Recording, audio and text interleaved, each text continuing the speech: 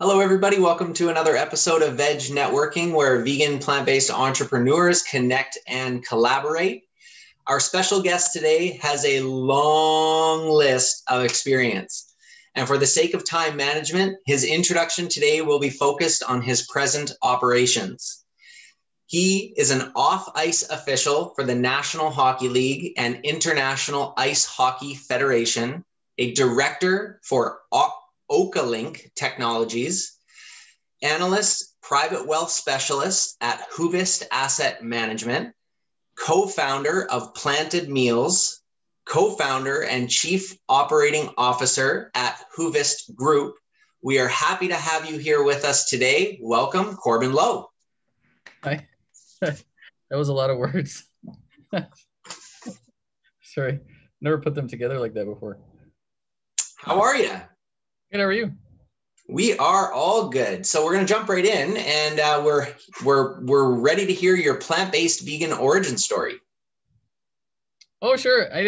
I'm curious to hear your guys's too, but mine, I don't know. Mine's not that exciting, but basically I got converted by one of my other co-founders at Planted. I mean, as an analyst, I guess I read a lot of news and not to get overly depressing, but I started becoming very concerned about the direction of the earth, I guess, to put simply.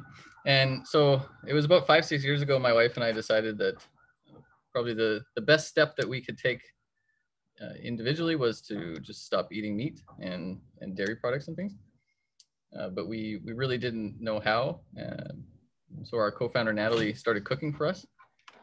And the one thing that she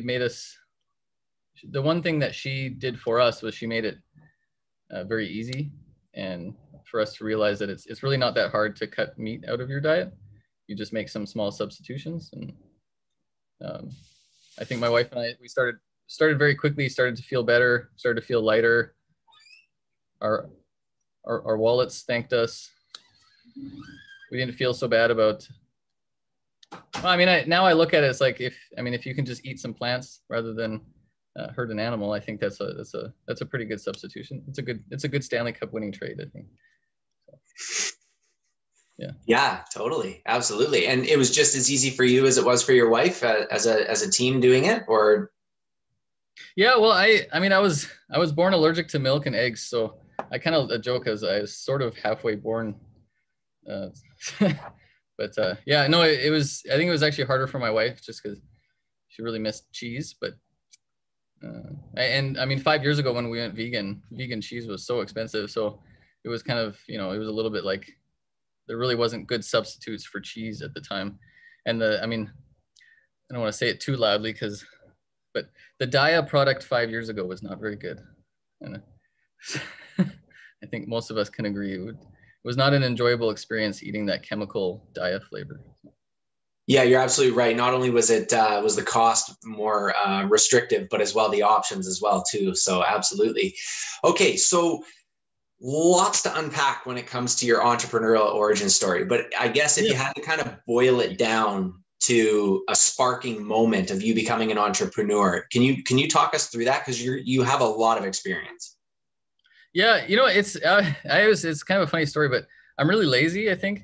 And so I never really wanted to work for other people because I was just lazy. And I kind of just like to tinker with things. And one of the things I got tinkering into really early was actually just investing. So I started investing like pretty early throughout high school, similar to you, Justin. And and you know what happens, right, is that you invest for yourself and other people start to ask questions. And so that quickly became kind of my first entrepreneurial experience.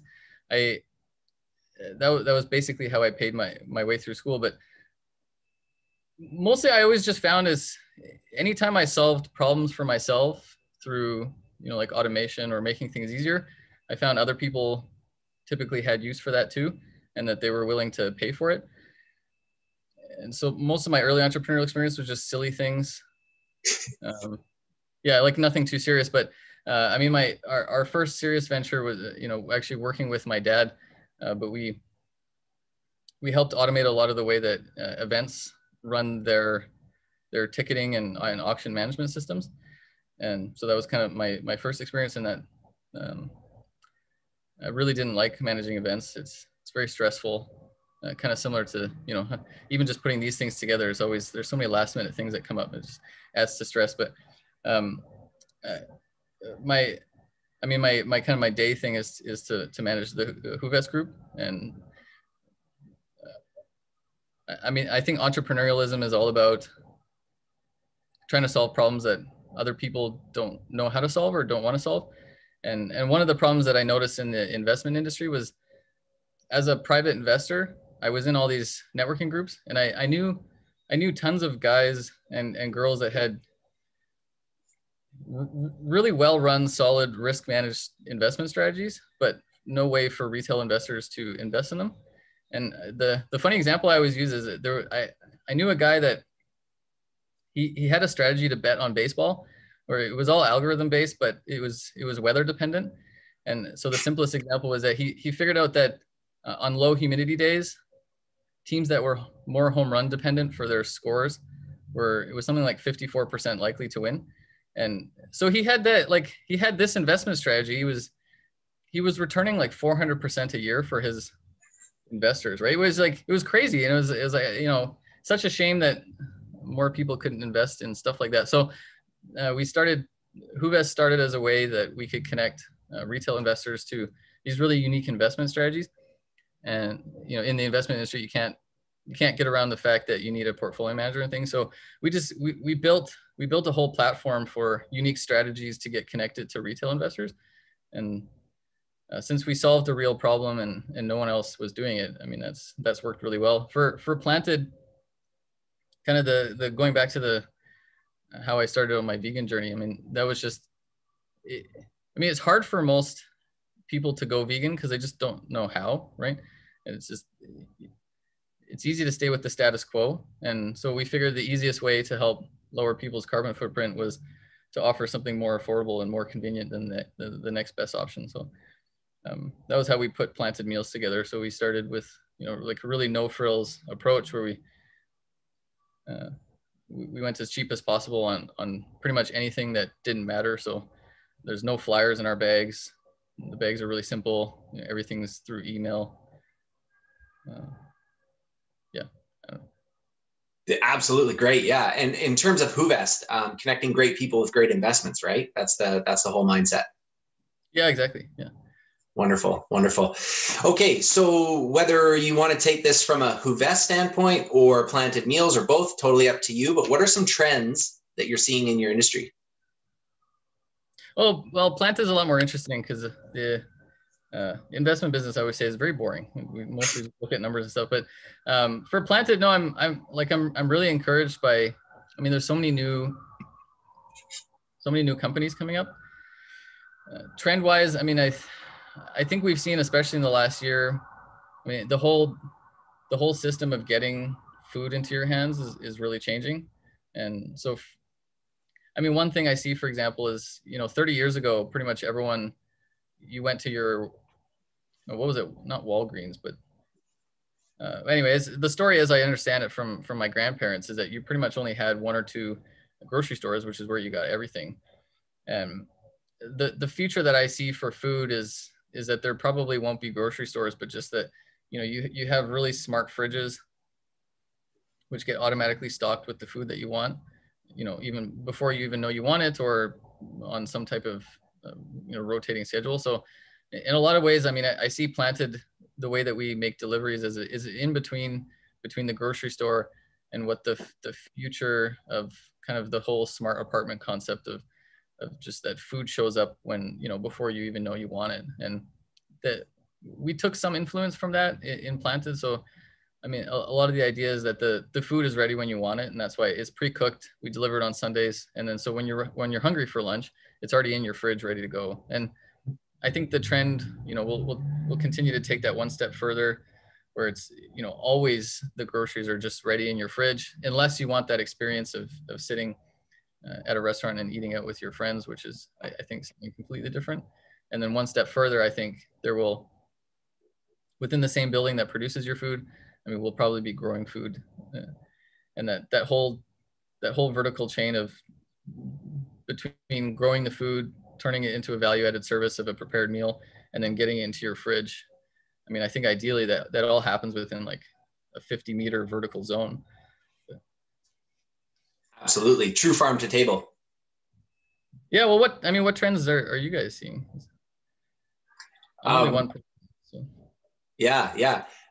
We've actually never had any of our special guests ask us in the middle of a conversation what we're going through. If it's okay, we'll jump back to that and just keep kind of picking your brain a little bit, if that's okay. Yeah, sure. Thank you. So I think you kind of answered it, but if not, and again, if you want to get it back to the investment game, that's fine as well. But where are your brand or brands going in the future? Yeah, I mean, for Planted, we want to continue innovating on vegan food. There's a ton of recipes I think that we still need to solidify. So yeah, I always use the kosher Coke example, which is Coke got Coke to a place where no one knew the difference between kosher Coke and regular Coke. And the main reason was Jewish people won't drink things if it's not kosher, but non-Jewish people don't care. So what Coke did was that they made 100% of their products kosher. So for the same thing for Planted, I see it as that if people can't tell the difference between vegan food and non-vegan food, I think the default option will become vegan food for reasons of cost and convenience and other things. I mean, I think everyone can kind of agree, you know, if you get the same flavor, but it's cheaper and you don't have to hurt an animal. I mean,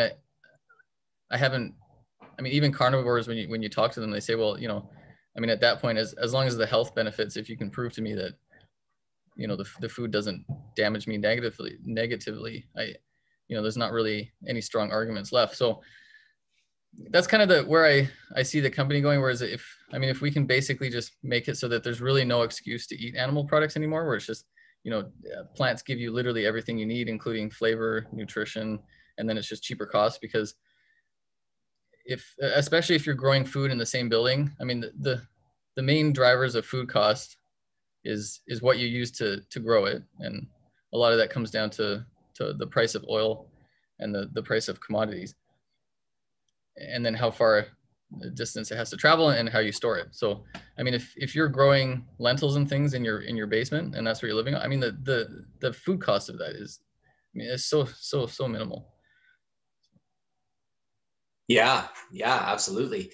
So when it comes to supporting charitable organizations, it is known that you have helped raise hundreds of millions of dollars for charity. So maybe you could tell us a little bit more about that, or if Hoovest or Planted are supporting any charitable organizations. Yeah, for Planted, we try and support a lot of the food-based ones. So I tend to lean more to the kind of charities that work on like the low end of the Maslow's hierarchy. So if us being in the food business, it kind of just makes sense there. But at the same time, I kind of have like a no, I don't say no policy. Hopefully that I don't end up getting exploited for that. But our policy is always like, if a charity reaches out and it's reasonable, we never say no. So I think for every charity that's reached out in the last year, I mean, we pretty much always donate like about $250 worth of stuff. And I mean, charities are part of what make community, and I think food is also a big part of community. So I don't know if that's a good answer. I'm not really sure what I'm saying anymore. They're all good answers, man. It's all good. When it comes to your entrepreneurial spirit and keeping that stoked and keeping that fired up, this is where Helen's probably going to take a pen and maybe take some notes for a follow-up email about your appearance with us today. But the question is, do you have an app, book, or podcast, or multiple that you would recommend maybe that somebody could listen to or read? No, I know you sent me those questions. I don't really have a good answer for that. I just try and read as much as possible. Like, I don't know. That's fine. Yeah. The Economist is good. I just finished Good to Great. I also just finished The Mom Test. Those were two pretty good books. Absolutely. I think more importantly, I think the best resources are, you know, kind of like your closest five thing, right? So I think groups like this are often more important. You're referring to network, and your closest 5 people you hang out with is what you're going to be the sum of. Yeah. I mean, whatever way you want to put that concept together, but I think very powerfully. I mean, especially as an entrepreneur, I mean, it's like raising a baby, right? It's like you know, how successful is your kid? It was like, well, you know, how much were you able to get grandma and grandpa and aunt and uncle to help babysit? I mean, even me as a kid, I mean, I think like my aunt and uncle played as big a role in my life as my parents almost, right? Well, and that's unfair to my parents, but more the point is like, you need all these other things in the, you need so much help in life. So it's, yeah. Yeah, absolutely. So in terms of companies, and they could be big companies we know, they could be companies we've never heard of before. You personally, are there any companies that you look at in terms of they're moving the needle and you're just keeping a close eye on them? You love to support any particular companies? Like in the food industry? Food industry, investment industry, whatever works. I mean, one company, I mean, pretty sure everyone has it, but I always look at Tesla as just like, you know, like, holy crap, if you think anything is possible, it is. I mean, and specifically Elon Musk, right? It's just like anything he put his mind to, he's basically, I mean, however you want to measure accomplishment, in my opinion, he has moved the needle, you know, for civilization, you know, almost as much as anybody in history. So I mean, I look at stuff like that. More locally, I do have, I mean, there's a company, for example, in Coquitlam called Foods. They sell like coconut clusters and stuff to Costco, but I mean, most of the time I look at, especially food companies, is that you're really generally not much of a food company, more as, you know, what is the technology underpinning your business? And Foods, for example, they took a real engineering approach to how they manufacture food. Because I mean, one thing I think I've learned for sure is that anytime you use other people's product and services, you're bending your business to how they think that you should run your business, which in my opinion is, you don't end up actually building your own business. You end up building someone else's in a weird way. And so I think it's really important to think about things on a first principle basis and go back to how someone would engineer something from the start. So what Foods did, for example, is that when they had a problem, they just started looking at it from a first principles engineering basis and said, how can we build machines that produce the highest quality good in the fastest amount of time without relying on typical food manufacturing equipment that you might get elsewhere. And at the end of the day, it's generally more expensive to get started that way. But what you end up with is a company that actually produces product that fulfills your vision, rather than producing product that kind of fits a more, I guess, typical food spectrum. And that's why I think there's a lot of homogeneity within food production. I mean, there's a lot of frozen foods look the same, a lot of, yeah, I don't know. Yeah, absolutely. So Tesla and Foods, and for those of you who have not had the opportunity to try Foods, however it's pronounced, incredible, delicious chocolate clusters, as Corbin was mentioning. All right, Corbin, so we're here, 8 of 8 in terms of conversation starters. And the last one is always prefaced. We know you have a wealth of knowledge. We are asking for any advice, whether it's a little tidbit or a bunch of information. Is there any advice that you have for those who are with us today and those who are going to be watching afterwards? I don't know, just try stuff.